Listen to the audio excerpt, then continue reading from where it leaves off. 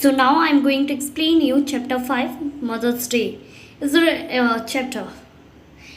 Who is the author of this chapter? J.B. Priestley. The following play is a humorous portrayal of the status of a mother in a family. Let us read on to see how Mrs. Pearson's family reacted when she tries to stand up for her own right. इस act में इस play में बताया गया है कि एक माँ का स्तर स्टेटस क्या है अपनी लाइफ में, अपनी परिवार में, और जो मिसेस पियर्सन है जब अपनी राइट्स के लिए खड़ी हुई तो उनके साथ कैसा रिएक्ट हुआ ये बताया गया है।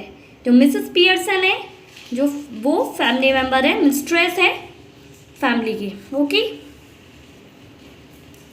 so now I am focusing the light on the character of this chapter.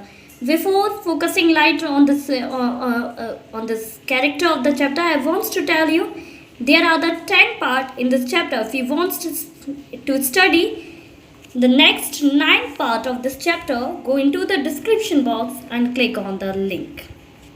So without wasting time, I am focusing the light on the characters. So Mrs. Annie Pearson, who is the mistress or the wife of George Pearson. George Pearson is the husband of Mrs. Annie Pearson. Doris Pearson is the daughter of Mrs. Annie Pearson and the George Pearson. Cyril Pearson is the son of George Pearson and Mrs. Annie Pearson. There are 5 characters in this chapter, but the 4 characters what I am telling till now are the family member. And the next 5th character, Mrs. Fitzgerald, is the neighbor of Mrs. Annie Pearson, and she is also the best friend of her. The action takes place in the living room of the Pearson house in the London suburban. ये जो action है वो Mrs Pearson के house में shoot किया गया है। Time कौन सा बता रहे हैं? प्रेजेंट का। सीन कहाँ लिया गया है? The living room of Mrs Pearson family. Mrs Pearson की फैमिली में ये एक लिविंग रूम में लिया गया। ये आफ्टरनून का टाइम है। इट इज़ कंफर्टेबली फर्नाइज्ड, अच्छी तरह से सजा हुआ था। Much lived in room in a small suburban semi detached villa. Semi detached means 2 houses जुड़े हुए हों से सेमी डिटैच विला बोलते हैं। उसी में ये शूट किया गया।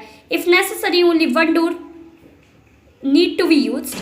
ज़रूरत एक ही डोर की थी, but it is better with 2, पर 2 के साथ बहुत ज़्यादा सही रहता था।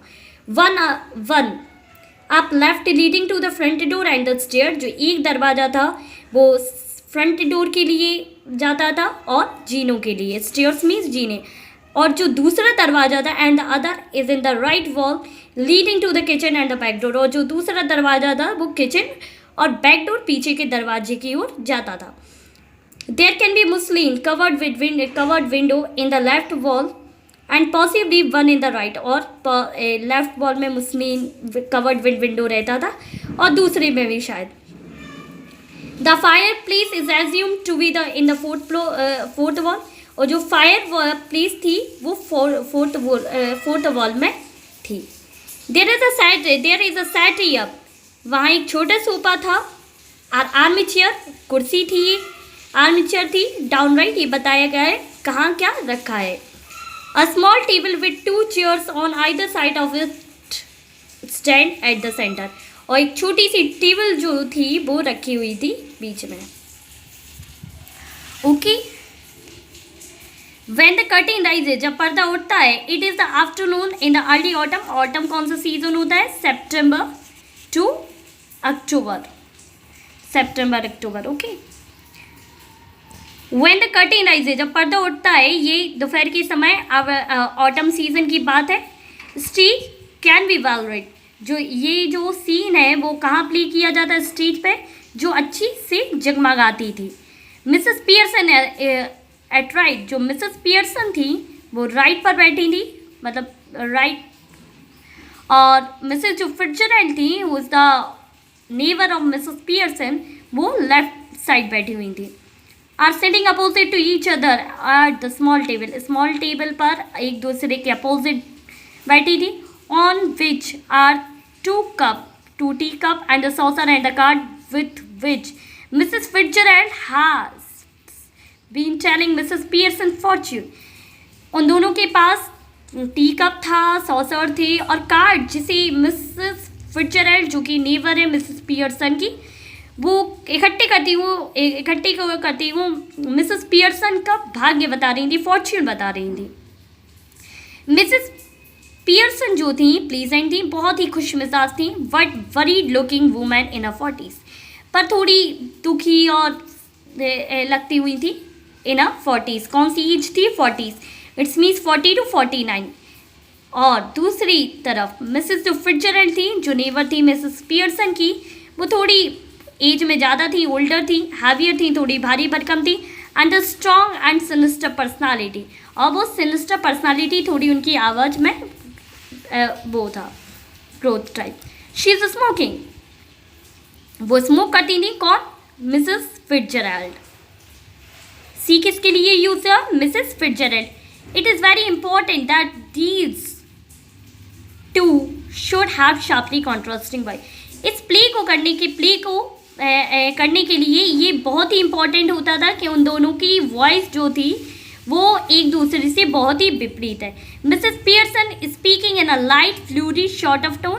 जो मिसेस पियर्सन थी वो पतली सी आवाज़ में बात करती थी, और उसे कंपेयर किसके द्वारा किया गया है? सबअर्बन कॉकनी, मतलब ये प्लेस है वहाँ की जो लैंग्वेज है कॉकनी. और जो मिसेस फिट्जरैल्ड है जो कि नेबर है मिसेस पियर्सन की, उनकी थोड़ी भारी वॉइस थी, और वो कहाँ से कंपेयर किया है? आयरिश से. वो आयरिश की. The most important thing in this chapter that the question is arises from this para that differentiate between the voices of the two women. It means Mrs. Pearson and Mrs. Fitzgerald, who is the neighbor of Mrs. Pearson. Okay, the conversation now started between the two women, Mrs. Fitzgerald, who is the neighbor of Mrs. Pearson, and Mrs. Pearson.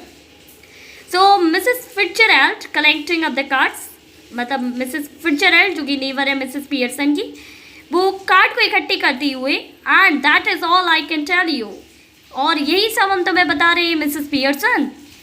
Could be a good Fortune, could be a bad one. तुम्हारा भाग अच्छा भी हो सकता है, खराब भी हो सकता है. All depend on yourself now. अब ये सब कुछ तुम पर निर्भर करता है. Make up your mind and there it is. अब बताओ तुम्हें करना क्या है. तुम अपना माइंड को दृढ़ निश्चय कर लो कि तुम्हें करना क्या है. Mrs Pearson. Yes, thank you. हाँ, बहुत धन्यवाद. मिसेस फिट्जरैल्ड का नाम लेते हुए मिसेस पियर्सन ने ये बात कही. I am much obliged. हम बहुत आभारी हैं. I am sure it is wonderful having a real fortune teller living next door. Did you learn that out east too? तो मिसेस पियर्सन बोलती हैं कि ये तो बहुत अच्छी बात है कि हमारी पड़ोस में नेक्स्ट रूम जो है, लिविंग नेक्स्ट रूम में एक अच्छी जो भाग्य बताने वाली हैं वो रहती हैं. क्या आपने ये ईस्ट से सीखा है? So in this picture it shows that Mrs. Pearson is sitting on the right side and Mrs. Fitzgerald is sitting on the left side with a teacup. Okay.